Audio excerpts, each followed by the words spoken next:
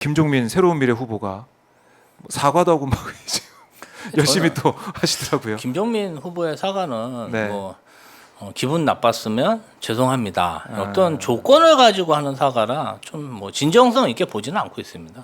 그래요. 그래도 뭐 홍익표 원내대표가 얘기했듯이 국민의힘에는 내줄 수 없는 거 아니냐, 뭐 그런 논리가 작동을 할 것 같다는 생각 들어요. 어떤 김종민 후보가 네. 특단의 조치를 취해서 본인이 뭔가 그전과 달라졌다는 모습을 보여줘야지. 사실 그 내부적으로 이 정말 국민의힘과 내부적으로 어떤 그런 분탕질 치는 세력과의 그 차이는 뭐냐면요. 내부인들은요 분열을 시켜요. 그게 정말 동지와 동지를 믿지 못하게 하고 네. 이간질 시키는 게 적하고 싸우는 때보다 훨씬 고통스러울 때가 많습니다. 예, 사실상 그렇습니다. 그래서 그 한 사람이 정말 물을 흐린다는 게 네. 정말 미꾸라지가 온 연못을 물을 흐린다고 하잖아요. 네. 그래서 김종민 후보가 정말 진정성이 있다면 특단의 조치를 보여주지 않는 한은 좀 지켜봐야 되지 않을까 싶습니다. 특단의 조치 뭘까요? 아니 뭐 본인이 정말 그 부분에 대해서 사과를 한다면 미안한 마음이 있다면 네. 어떤 잘못에 대해서 구체적으로 어떤 잘못을 했다든지 또 어떤 뭐 합당을 한다는데 아니 지금 합당을 한다는데 지금 우리 이낙연 대표는 네. 가서 민주당 후보랑 싸우고 있고 뭐 비례 1번 후보는 예, 막 예. 탈당 퍼포먼스를 하고 네. 뭐 이런 상황이잖아요. 근데 뭐 본인은 또 아니 뭐 탈당도 마음대로 합당도 마음대로입니까? 그래서 어떤 같은 진보 세력이라고 지지를 호소하기보다는 네. 아니 저희는 사실 이재명 대표나 민주당은 언제든 이현주 의원도 복당했지 않습니까? 정말 그런 정도의 결기, 그다음 그런 정도의 미안함을 네. 본인이 보여줘야죠. 그래요. 특단의 조치 정말 민주당으로서는 당원들이 볼 때, 지지자들이 볼 때 이 정도면 됐다. 정말 그렇죠. 달라졌구나 할 그렇죠. 정도의 네. 조치가 좀 필요하다. 아니 좀 네. 그때 기분 나빴으면 미안해? 이거는 사과의 자세가 아니죠. 본인이 뭘 잘못했는지부터 네. 소상하게 하고 사과라는 건 부끄러운 일입니다. 굴욕적인 일이고 그럼 사과를 하려면 제대로 해야죠. 행동으로 보여주고 책임을 지고 네. 저는 그렇게 보고 있습니다. 알겠습니다. 자, 이 김종민 의원 입장에서 어쨌든 뭐 기회가 왔기 때문에 어떤 입장과 또 행동할지 지켜보도록 하고 저희가 충청 뭐 오늘 현장을 보면서 얘기를 하겠지만 그래도 다른 지역 얘기를 그래도 좀 해보면 낙동강 벨트를 포함한 부산 지역 이쪽은 좀 어떻게 보고 계세요? 제가 이제 지난주 대구 내려갔다 왔는데요. 대구도 분위기가 좋아요. 대구도요? 네, 정권 심판놈이 거기도 바람이 불고 그다음에 이제 도태우가 무소속 출마하면서 그 지역구가 좀 혼란스럽고 그래요. 대구도 국민의힘에서 국민 추천자라는 미명하에 연고 없는 젊은 사람들을 낙하산 공천하다 보니까 어떤 데는 이제 4번 연속 전략 공천을 하다 보니까 지역에서 야 해도 너무하다 이게 있는 거예요. 4명이 전략 공천 됐다고 그러더라고요. 그래서 막 거리에 현수막이 막 300~400개 붙어 있고 막 이렇게 좀 여당 세가 뒤숭숭하더라고요. 그래서 그 무슨 종북 홍보를 한다. 그게 나온 거예요. 거기도 약간 흔들리는 거예요. 이제 그런 경험 처음 해보다 보니까. 그러니까 PK는 그 방향이 더 크고 사실 그렇죠. 대구가 그 정도면 조국 혁신당 영향이 있어요. 제가 볼 때는 부산에서? 왜냐하면 조국 혁신당에 문재인 정권 때 활동했던 분들도 실무자로 많이 들어가 있고 조국 대표 자체가 사실 부산 출신이지 않습니까? 그래서 뭐 최근에 느그드 쫄았제 그래서 뭐 차 뿌려라 뭐 이런 어떤 좀 정제된 듯 차라마 이러면서 정제된 듯 하면서 사투리를 쓰면서 사실 부산이 많이 위축돼 있어요. PK가. 그다음에 뭐 부유경 메가시티를 지금 백지화되다 보니까 옛날 문재인 정부의 그런 향수도 남으면서 어떤 그 조국 대표의 스탈리아시한 모습 그다음에 정제되면서도 좀 자극적인 말이 폭발되면서 부산 지역에 있는 민주당 지지층이 급속히 결집되면서 지역에 출마하는 사람들한테 큰 영향을 주고 있습니다. 그런 또 영향이 있군요. 조국 혁신당의 어떻게 보면 선순환적인 포지티브한 그런 부분은 선순환적 좋은데 예. 조국 혁신당이 뭐 지금 광주에서도 돌풍이고 수도권에서 돌풍이다 보니까 아유 좀 더불어민주연합 입장에서는 굉장히 좀 그런 부분은 손해가 크죠.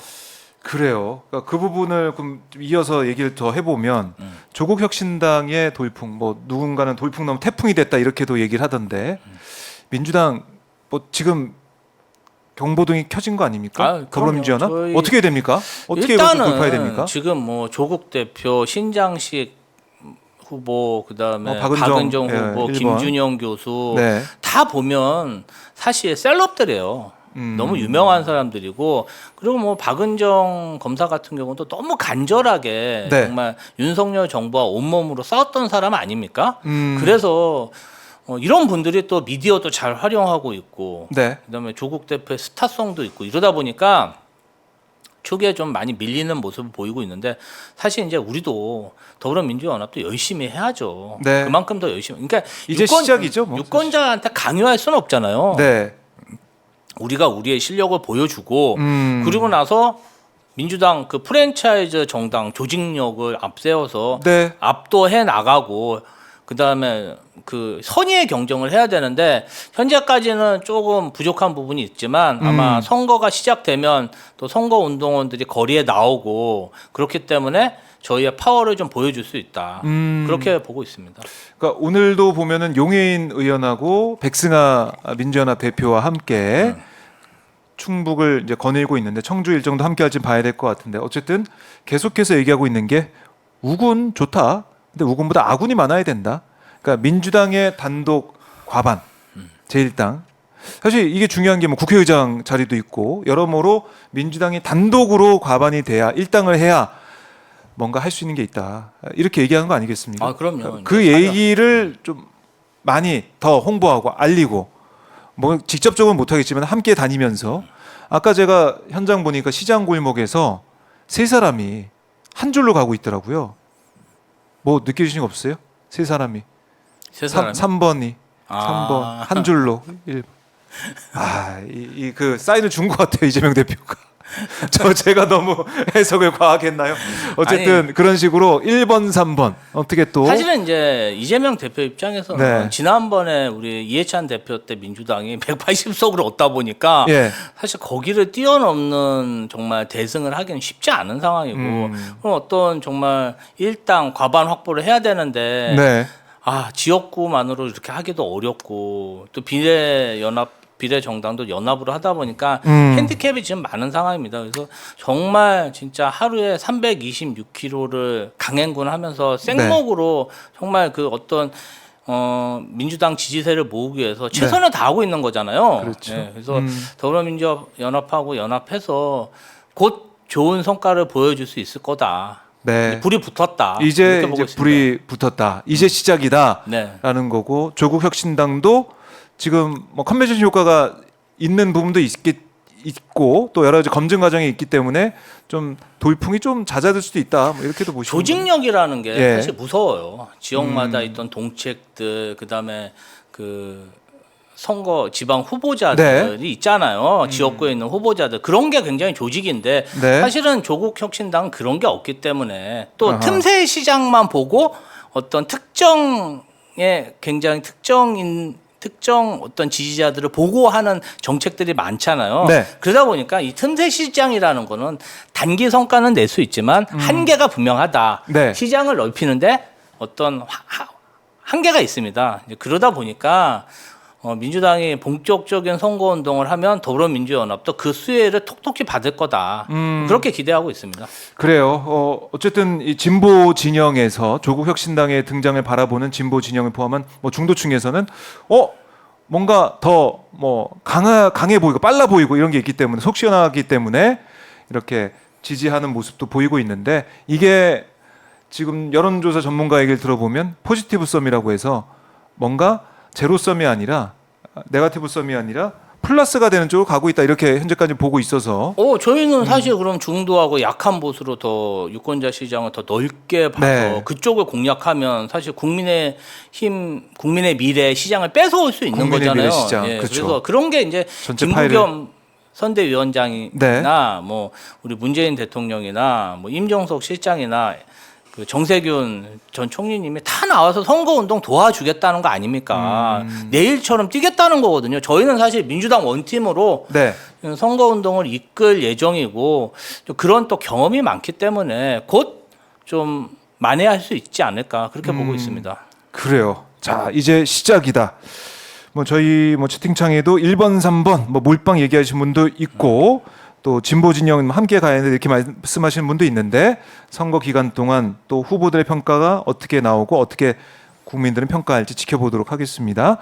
자, 다시 국민의힘 좀 돌아와 보면 대파 얘기가 계속 나오고 있잖아요. 이수정 교수가 또 한마디 보태가지고 이게 논란이 사그라들다가 다시 또 올라오고 있고 대통령실에서는 문재인 정부 더 비쌌어요. 파테크 하지 않았습니까? 이렇게도 얘기를 하고 있고 대파 논란을 뭐 모르겠습니다. 민주당에서 아까 이재명 대표가 이 파 들고 얼마인지 아시냐고 막 이렇게 하시면서 대파 얘기를 했지만 오히려 여권에서 이걸 계속 끌고 가는 듯한 아니 이제 이거 어떻게 봐야 돼요? 이게 민생의 민심이 또 경제적으로 볼 때 국민들이 여권에 좀 비판을 많이 할 것 같은데 결국에는 지금 뭘 잘못했는지를 잘 모르고 예.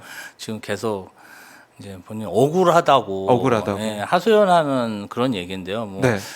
장소 선정부터 왜 하필 또 이렇게 좀 강남 하나로마트 가서 시장을 봐야 하는지 그것도 좀 잘 이해가 안 가고 강남 하나로마트는 다 이제 그런 어떤 그런 농림 네. 공공기관에서 네. 다 이렇게 가격 통제를 할 수 있는 국산만 데잖아요. 있고 좀 하니까. 손해를 봐도 네. 농협 직속 기관이니까 그냥 그런 데 가가지고 그냥 대통령은 그냥 특가 세일하는 거. 예, 그런 제가 볼 때는 허위 보고 물가에 대한 허위 보고 그래요. 그 부분 지적해 주셨고 자 말씀드리는 순간 이재명 대표가 충북 청주 청원에 도착을 했습니다. 자 오창상가 방문 일정인데요. 아까 보니까 제천에서는 족발로 점심을 드시고 출발하셨더라고요. 자, 뭐 지금 상가 앞에서 송재봉 후보와 함께 이재명을 외치면서 구호를 외치면서 함께 하고 있습니다. 자, 이 충북 청주 청원 꽃다발도 지금 시민분이 지자분이 주시고요. 네, 생각보다 취재진들이 많습니다. 취재 열기가 뜨겁습니다.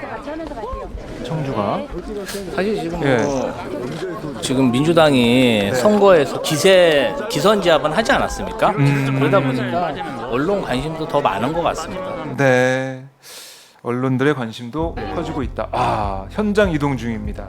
자, 네트워크 사정이 사실은 지역이다 보니까 좋지 않은 부분도 있어서 이런 경우가 있는데 그래도 저희가 있으니까 여러분들 계속해서 오마이TV 본방사수 해 주시고요. 이 충북 청주 청원 여론조사 결과 최근에 나온 걸 보니까 민주당 송재봉 후보가 42%, 국민의힘의 김수민 후보가 42% 동률 나왔더라고요. CJB 청주방송, KBS 청주, MBC 충북, 동양일보, 중부일보, 충북일보가 의뢰해서 글로벌 리서치에서 조사한 3월 18일자 이 조사 결과인데 조사 일시가 3월 15일부터 16일 이 지역에 거주하는 만 18세 이상 남녀 대상으로 진행을 했습니다. 508명의 표본 크기인데 자세한 사항은 중앙여론조사 심의원의 홈페이지를 참조하시면 되겠습니다.